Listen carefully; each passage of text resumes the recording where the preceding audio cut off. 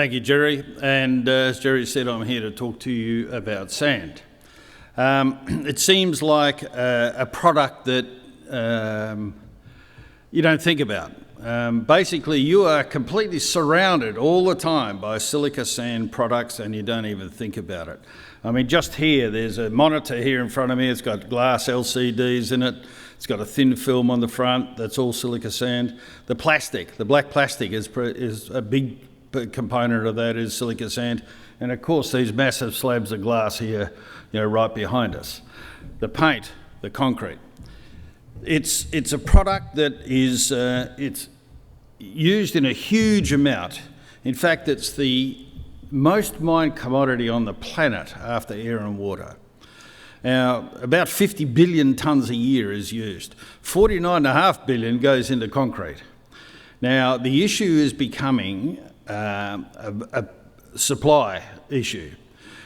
Throughout Asia, most of the stimulus spending that's going on at the moment, particularly China, Vietnam, India, is infrastructure. Infrastructure means concrete, and concrete means silica sand. It's also the reason why the iron ore price is so high. It's mainly rebar for concrete that is keeping the iron ore price up there. So, in a weird sort of way, silica and iron ore are linked. So we've got three mining projects, silica sand deposits here in Western Australia, and they're all in the Perth Plain. So one project's only 50 kilometres north of Perth, the other one's 270 kilometres to Perth. Both have railway lines running right past them. So they're extremely large. We've got over 1 billion tonnes in resources, and we haven't tried really to expand those at all. We think that's probably enough. Our first project we're going to set up is Arrowsmith North. It's got 200 million tonnes. We're planning to mine 2 million tonnes a year, so it's good for 100 years. We've got an enormous amount of interest out of Southeast Asia, mainly glass making, and there are literally hundreds of different products, the lights, that are made out of have silica components in it. And there are literally hundreds of different producers. In Australia, we've got 5 production facilities producing beer bottles, wine bottles. They were owned by Owens, Illinois, and just October last year they were bought out by Visy. Visy recognised that packaging is going from plastic back to glass. So, and they're spending, that was a $700 million US deal. But that's it for Australia. China has 269 glass-making facilities. Japan's got 85. Taiwan's got more than Australia, and they have to import every single component other than gas. But so we've got a huge amount of interest coming out of Southeast Asia. We've completed all the exploration, resource estimation, metallurgical test work, marketing for each of these projects, and in 2019 we published BFSs on all 3 projects, and it's got a combined NPV at a 10% discount of about just over 700 million. The joy of these projects is the capex for each of them is only around 30 million bucks. We're currently market capped at around 150 million, so 30 million bucks is certainly within our reach. We're leading with Arrowsmith North for a couple of reasons. It's not as high a quality as Muchet, however, it is more remote. The nearest population is 30 kilometres away from it, and it's all within what's called Quangan Heath, which is a low heath that only grows about waist high. So the environmental impacts up there are much less, and we're looking to establish a fairly unique mining method. And if we can do that at Arrowsmith North, it makes it easier to use that same method at the other 2 projects as well. Mining leases have been granted, miscellaneous licences are granted, and they give us access to them. These are the largest sand mining leases in Australia. They're all around 3,000 hectares, and most of them will run for 100 years. It's really a very long-term opportunity for export, but also we're trying to encourage the state government to allow us to put in a glass making facility. We've got the 2 gas pipelines from Dampier and Dongara run right past all of these projects. So currently we've got about 500 million shares out there. We're market capped at just under 150 million. We've got $9 million in the bank. We don't need any more money. All the big ticket items have been done. And at the moment we're finalising environmental permitting to get started on these projects, start mining. Small board. There's only 3 board members at the moment. We're looking to put on another couple soon once we get into production. Most important there is the guy down the bottom there, Yunil Kim.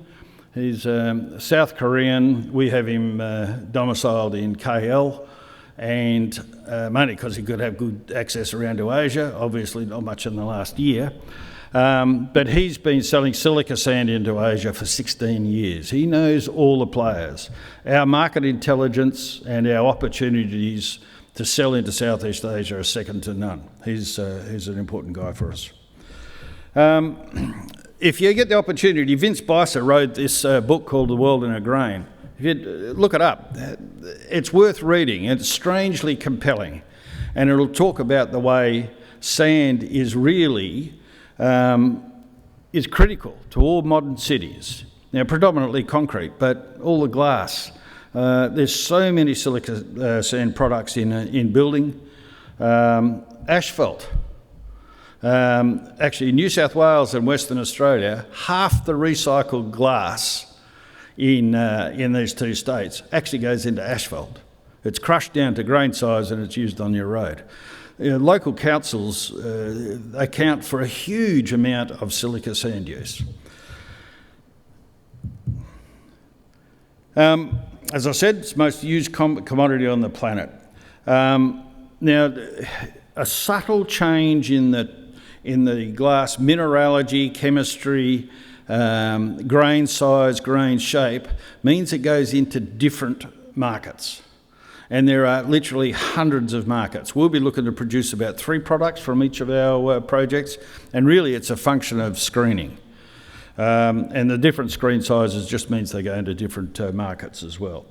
But the biggest, and that photo there is the Muche project. See, nice white sand. The critical number you got to think of is 99.5% silica dioxide. That's what you need to make glass.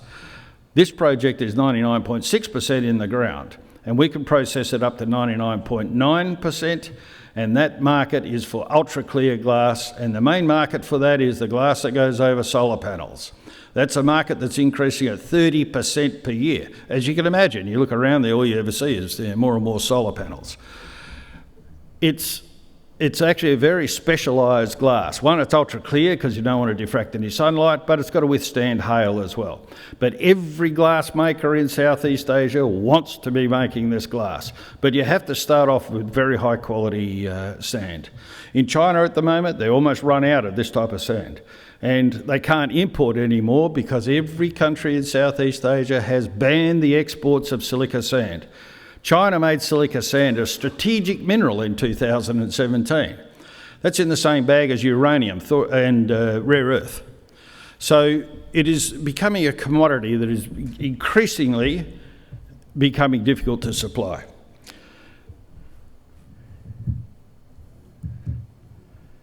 There's some forecasts here from IMARC. There's a steady increase in the price, and this is the pricing for Arrowsmith North. It's worth about $40 a tonne at the moment. Our operating cost is about $15 a tonne. Oh, sorry, $20 a tonne. The demand dropped off during COVID last year, but it's rapidly increasing again. A lot of the producers were concerned about where the markets were going to go during COVID, but they're quite relaxed about that now, and we're talking to a couple of companies in Korea and Japan about offtake.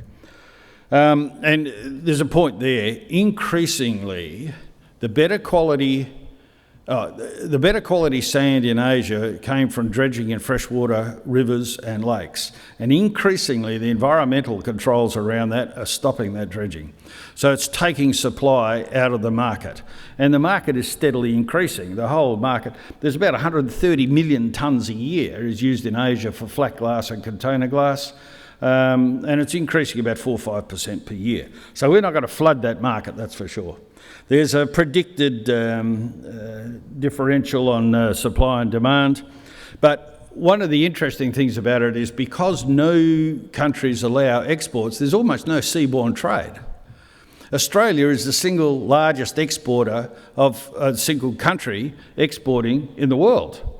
Northern Queensland, Cape Flattery, up near Cooktown, that's been exporting for 50 years. The last 40 years it's been owned by Mitsubishi, but they sell to Mitsubishi. So that's 2.5 million tonnes a year. It's the single biggest exporter in the world. And we do about another about 800,000 tonne a year out of Western Australia as well. So we can be a significant player in this particular industry.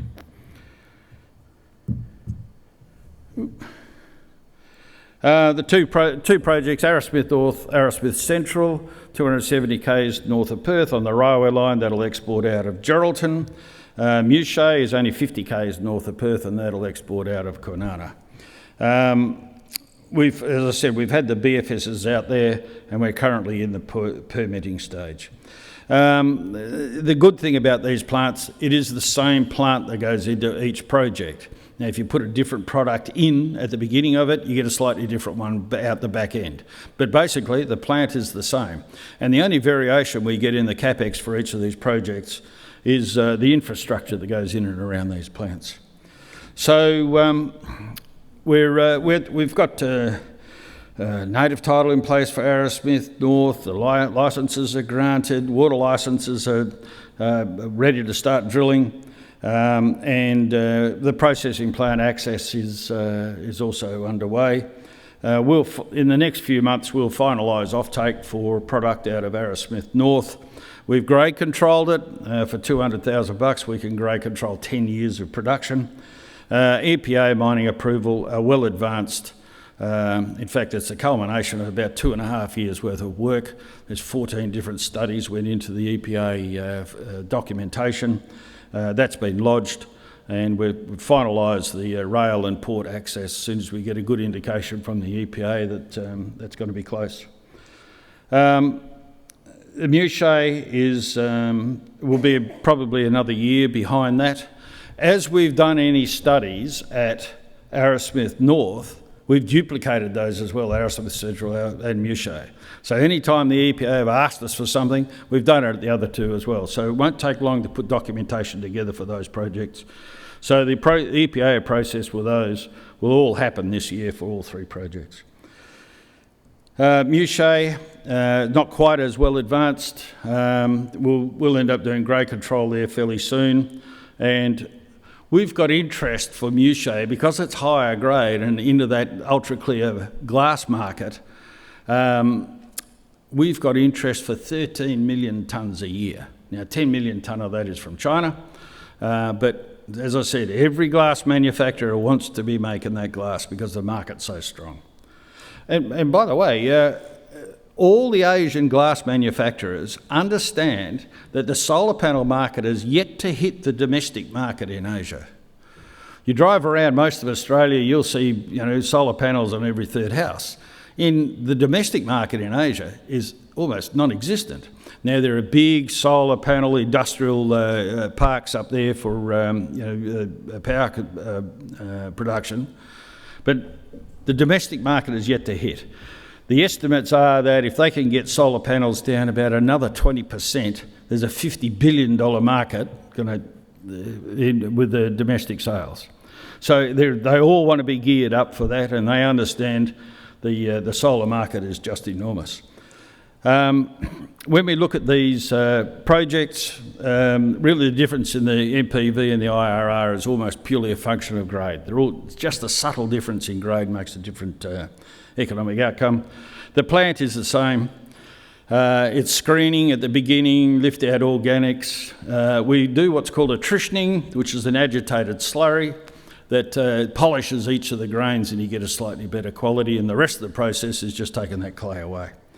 We've developed this unique mining method. There's some animation available on the website with a bit more detail in there, but basically we're taking sods of earth out from in front of where we're mining and put it back to where we've just been mining. And it's a far better rehabilitation outcome than any other method that can be used.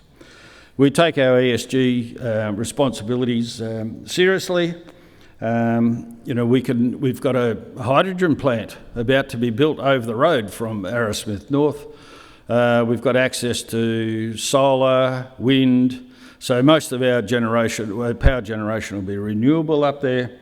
A lot of local support for the economic advantages coming out of these projects in quite a remote area.